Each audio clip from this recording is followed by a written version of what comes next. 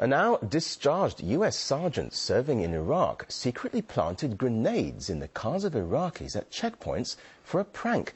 He's caused controversy because he filmed himself and the reaction of drivers as a joke and posted it on YouTube.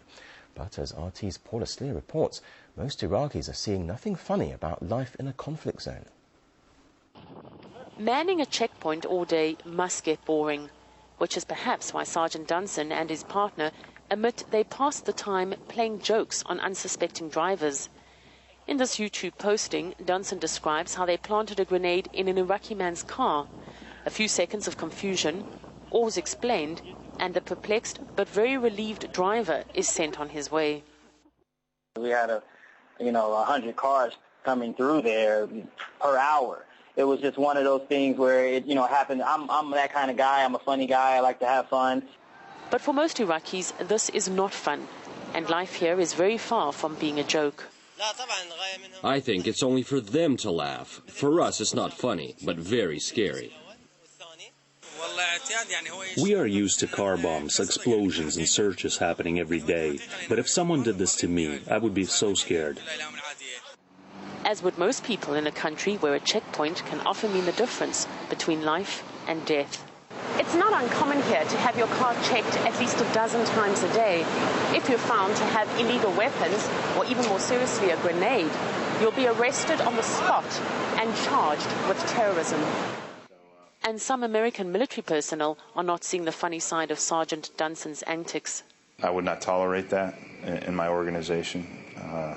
I don't think that's conducive to gaining to the partnership with the federal police, or certainly entrusting their confidence in us, or the people, for that matter, trusting in the federal police. Dr. Fadhil al-Badrani has never been pranked himself, but claims to have witnessed American soldiers displaying even more alarming behavior.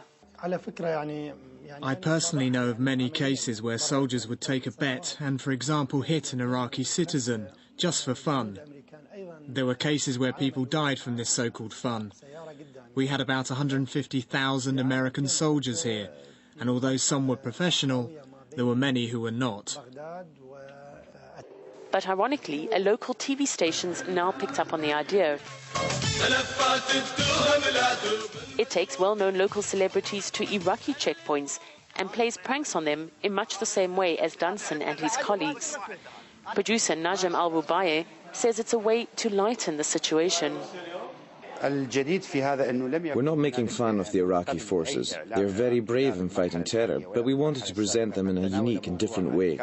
We also wanted to present weapons as something people can laugh about. There's mixed reaction to the Iraqi show, but still, Iraqis making fun of Iraqis is very different, according to most people here, to Americans getting in on the act. And with people still being killed in Iraq every day, there is a constant reminder that terrorism is no laughing matter.